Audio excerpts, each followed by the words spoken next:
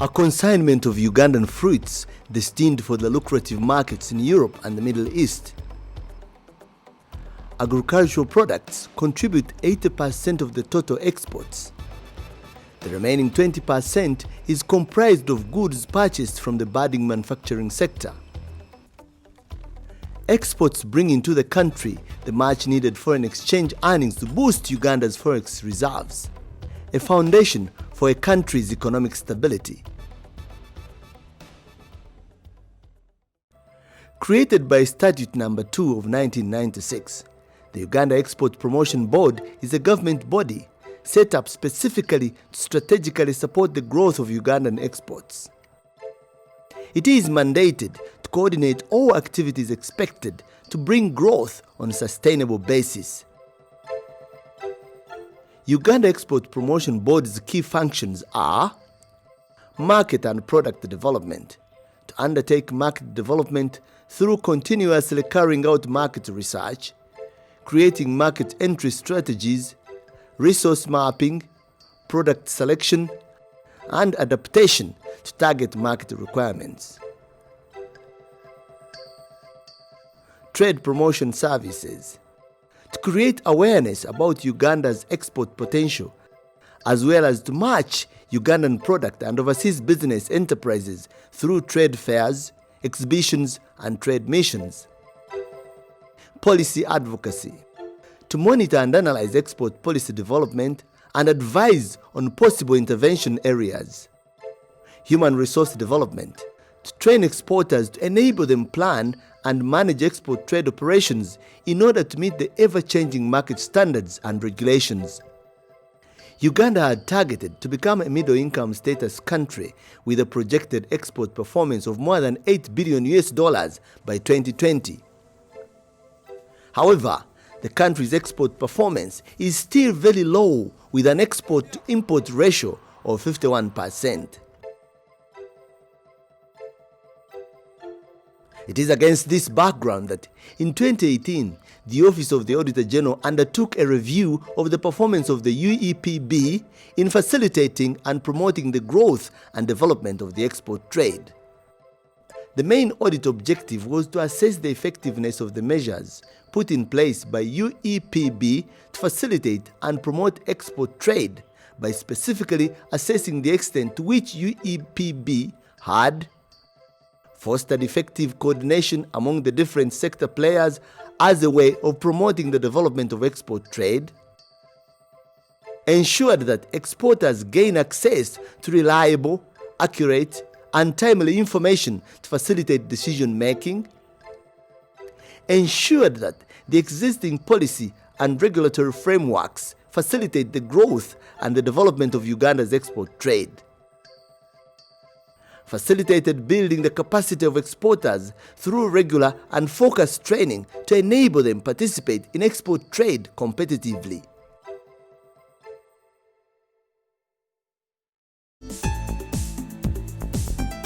A fruit and vegetable export sorting center in Ruwaga, owned by a tropical dynasty. It is one of the 60 members of Uganda Fruit and Vegetable Exporters and Producers Association, an apex body of exporters in the horticulture sector. The organization is supported by the Ministry of Trade and Industry to expand into niche markets that currently account for an average of 100 to 200 tons of fruits and vegetables produce exported per day. Bananas contribute the largest volume. From the onset in 2014, Uganda Export Promotion Board embraced us and accommodated us because we were supposed to be nurtured. This was an association with no funds. The members were not yet organized, so they hosted us. They gave us a desk at Uganda Export Promotion Board for all these years. So we have an extension arm with Uganda Export Promotion Board. Our coordinator, our ED, sits there. The horticultural sector has indeed been propped by Uganda Export Promotion Board to expand through training activities. They conduct trainings every year for our exporters in terms of updating them on the changing the dynamics of the trade regulations in different countries. And they also train our farmers. They conduct trainings in different regions. They can conduct a training in the eastern Uganda, in the western.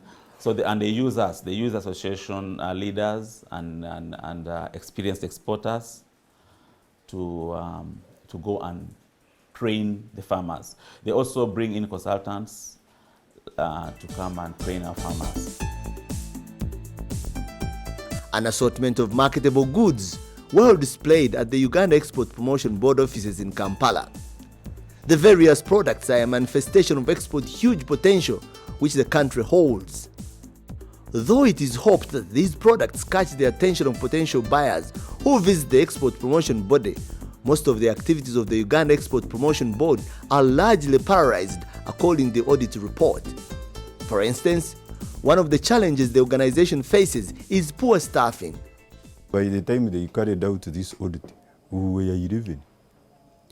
Meaning, and out of the 11, the technical people who were doing the export work were around 5. So we had a problem of staff. Before 2015, Uganda Export Promotion Board was receiving, the budget was 800 million. But at the end of the financial year, you would find that we got like 400. So you can see those challenges that we had. Low operating capacity has incapacitated the organization to the extent that vital services for would-be exporters are not provided. You will come here and find like 10 people are seated there waiting for one person to handle. Because assuming people are in the field and there is one person, you find that like 10 people are seated there waiting for his services.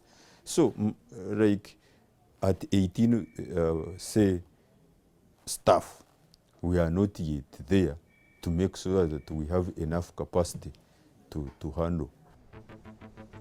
The online market platform of the Uganda Export Promotion Board.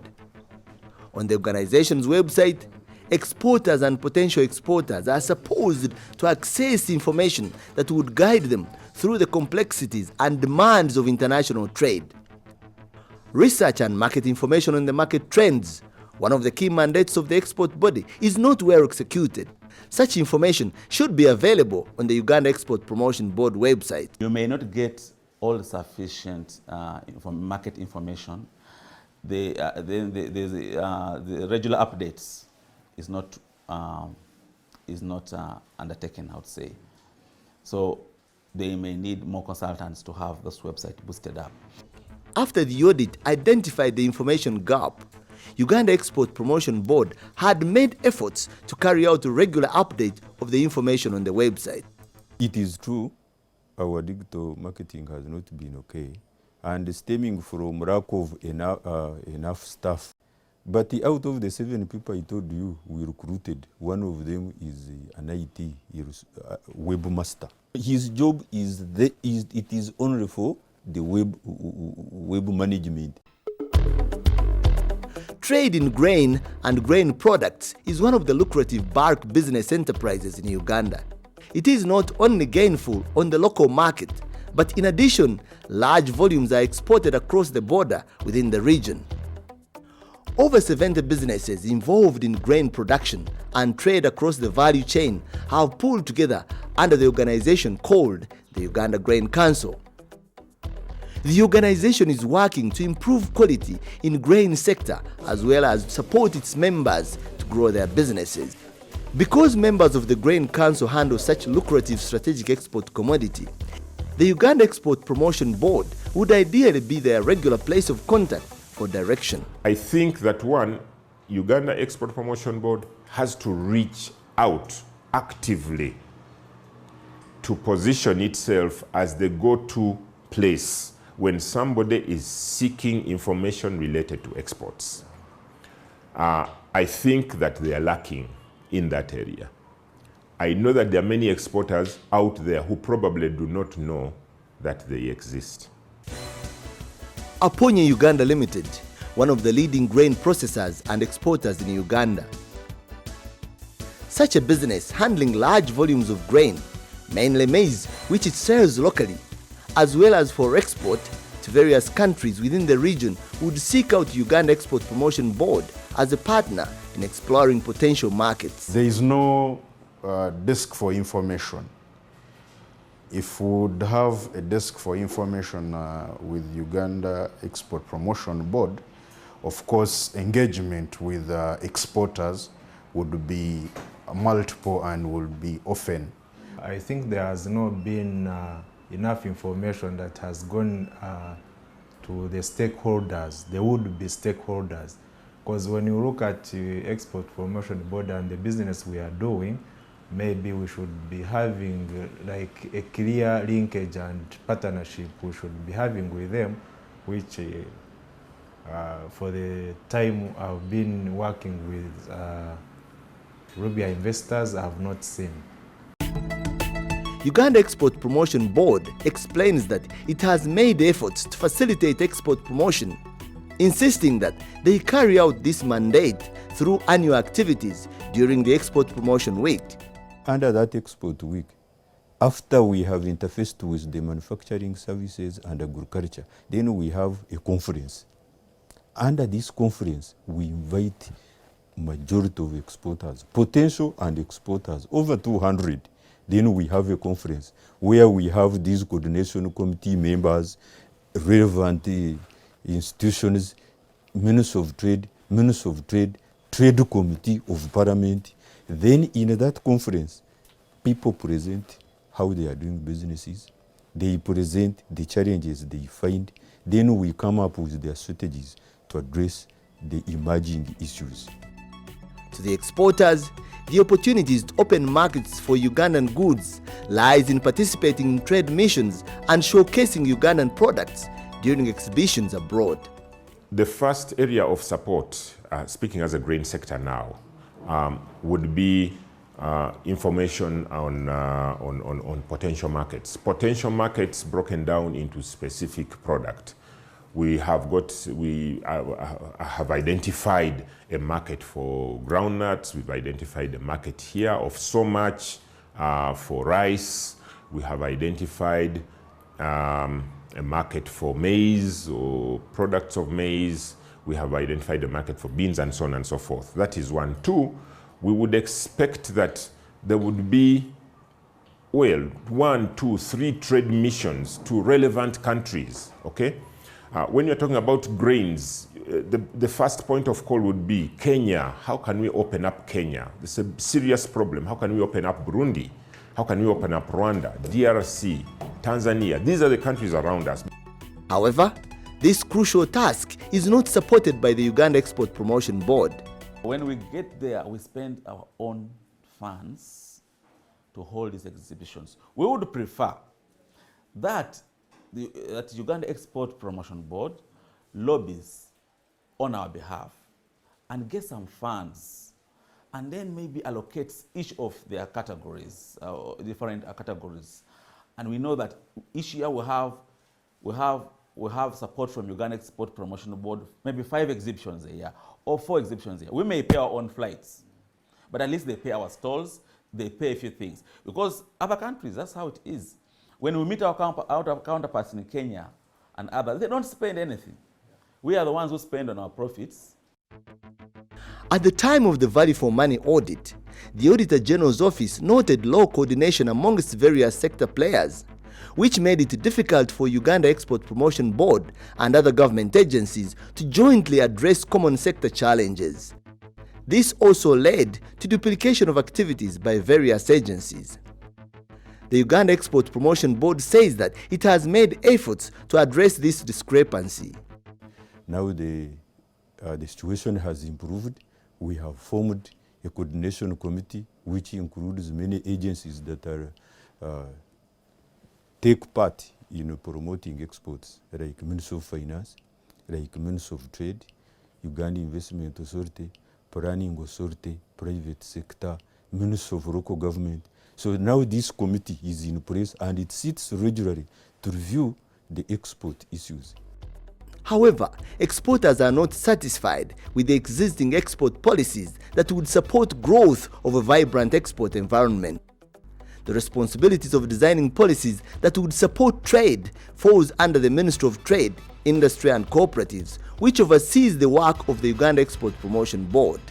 For example, we who are in the grain sector, there is no policy that is supporting the grain. these importers come in, or the buyers come in, there is no guideline for the grain. So I believe they should be also coming in to also improve on the grain policy, also implement the grain policy, work hand in hand with UNBS so that the grain policy is also implemented. Efforts to interview them for this video production, as requested by the Office of the Auditor General, were fruitless. The export trade sector has to a large extent not performed to its full potential because of a number of weaknesses, such as inadequate coordination among stakeholders, insufficient trade and market information, inadequate review of existing policies and strategies, and failure to build the capacity of exporters. This sector can, however, perform better and make a bigger contribution to the economy if the identified weaknesses are addressed.